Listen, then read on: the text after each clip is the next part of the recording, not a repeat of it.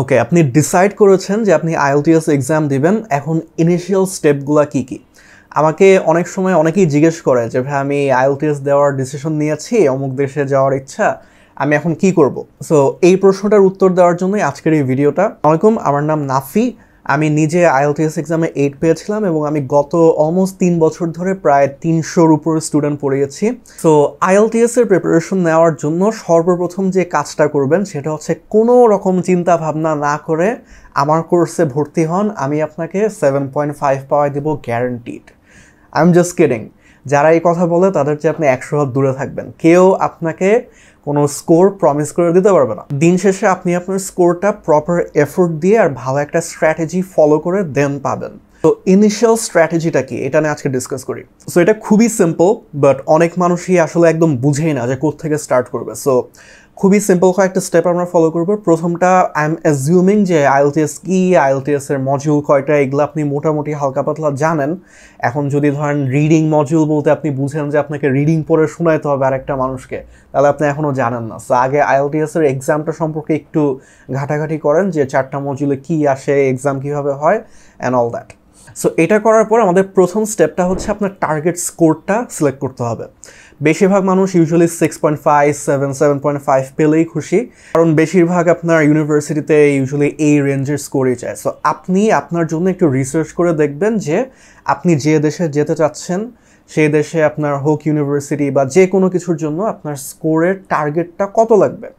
অনেকের আবার ইচ্ছা থাকে যে একটা হায়ার স্কোর অ্যাচিভ করার জন্য। ফর এক্সাম্পল, হয়তো আপনার 6.5 পেলেই হয়ে যায়, বাট হয়তো আপনার 8 লাগবে। আর এখানে একটা এক্সট্রা সাজেশন হচ্ছে কি, যে অন্যের কথা শুনে জাস্ট র্যান্ডমলি কোনো একটা স্কোর চুজ করবেন না, একটু নিজের রিসার্চ করে দেখেন যে আপনি যেখানে অ্যাকচুয়ালি যেতে চান কোন স্কোরটা লাগে।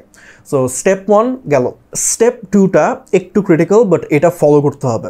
এই স্টেপটা যদি ফলো না করেন তাহলে হচ্ছে থার্ড অ্যান্ড ফাইনাল স্টেপ যেটা, ওইখানে আপনি কনফিউজড হয়ে যাবেন এবং নানান রকমের আননেসেসারি ঝামেলার মধ্যে নিজেকে ফেলাবেন। সো সেকেন্ড স্টেপটা হচ্ছে আপনি আপনার অ্যাকচুয়াল স্কোরটা, মানে বর্তমানে অ্যাকচুয়াল স্কোরটা অ্যাসেস করেন। এখন আপনি আমাকে বলতে পারেন যে ভাই আমি তো এখনো কিছু পড়েই নাই, আমি কিছু জানি না, আমি এখনকার একটা টেস্ট দিতে যাবো। এটার কারণ হচ্ছে আপনার স্টার্টিং পয়েন্টটা জানতে হবে। আপনার একটা ডিজায়ার্ড স্কোর আছে, আপনি ধরেন 8 চাচ্ছেন, কিন্তু আপনি কোন জায়গা থেকে স্টার্ট করবেন এটা যদি আপনি না জানেন, দেন আপনার প্রিপারেশনে অনেক ব্যাঘাত ঘটতে পারে। সো এই কারেন্ট স্টেটটা বা কারেন্ট স্কোরটা কীভাবে জানবেন? অনলাইনে বেশ কয়েকটা ওয়েবসাইট আছে, আপনার এগনোভেট, তারপরে আইএলটিএস অনলাইন, এইসব জায়গায় আপনি জাস্ট অনলাইনে রিডিং টেস্ট দিতে পারেন।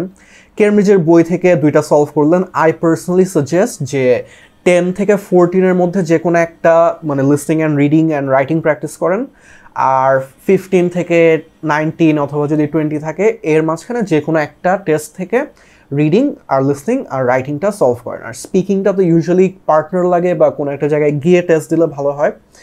সো ওইটাও একটা অপশন যে আপনি কোনো একটা জায়গায় মক টেস্ট দিলেন জাস্ট আপনার ইনিশিয়াল স্টেজটা বোঝার জন্য, যে আমি কোনো রকম প্রপার প্রিপারেশন ছাড়া যদি আমি এক্সাম দিই তাহলে আমার স্কোরটা কই থাকবে।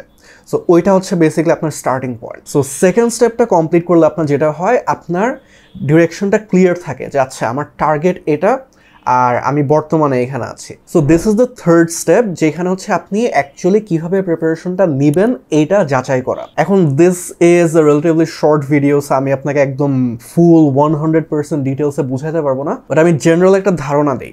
বেশিরভাগ স্টুডেন্ট যে মিস্টেকটা করে সেটা হচ্ছে, লেটস সে আপনি হয়তো বা এখন ব্যান্ড 5 বা 5.5 লেভেলে আছেন, কিন্তু আপনার টার্গেট হচ্ছে লেটস সে 7, 7.5, 6.5 হতে পারে। সো অনেক মানুষ যেটা করে যে ডাইরেক্টলি একটা আইএলটিএস এর কোর্সে ভর্তি হয়ে যায়। এখন সমস্যাটা হচ্ছে বেশিরভাগ আইএলটিএস কোর্সে আপনার আইএলটিএস এক্সামটা দেওয়ার জন্য আপনাকে প্রিপেয়ার করা হয়, বাট আপনি যদি ধরেন এত লো লেভেলে স্টার্ট করেন তার মানে আপনার বেসিক ইংলিশের সমস্যা। সো পার্সোনালি আই থিঙ্ক আপনি যদি একদম খুবই লো লেভেল থেকে স্টার্ট করেন তাহলে একটা ইংলিশ লার্নিং কোর্সে এনরোল করা উচিত, অথবা নিজে অ্যাকচুয়ালি পড়াশোনা করা উচিত।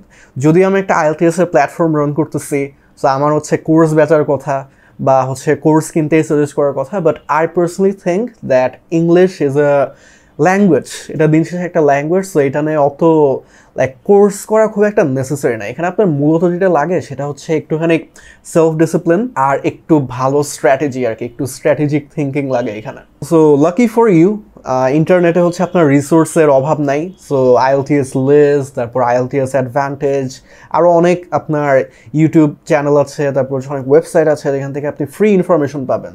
জাস্ট আপনার একটু কষ্ট করে খুঁজতে হবে। সো আমি একটু অফ টপিক চলে গেলাম। সো যাই হোক, যদি ধরেন আপনি আপনার ডিজায়ার স্কোর থেকে 1 অথবা 1 বা 1.5 ব্যান্ড পিছায় থাকেন, তাহলে কোর্স করতে পারেন, অথবা আপনি ডাইরেক্টলি আইএলটিএস এর প্রিপারেশনের জন্য স্টার্ট করতে পারেন।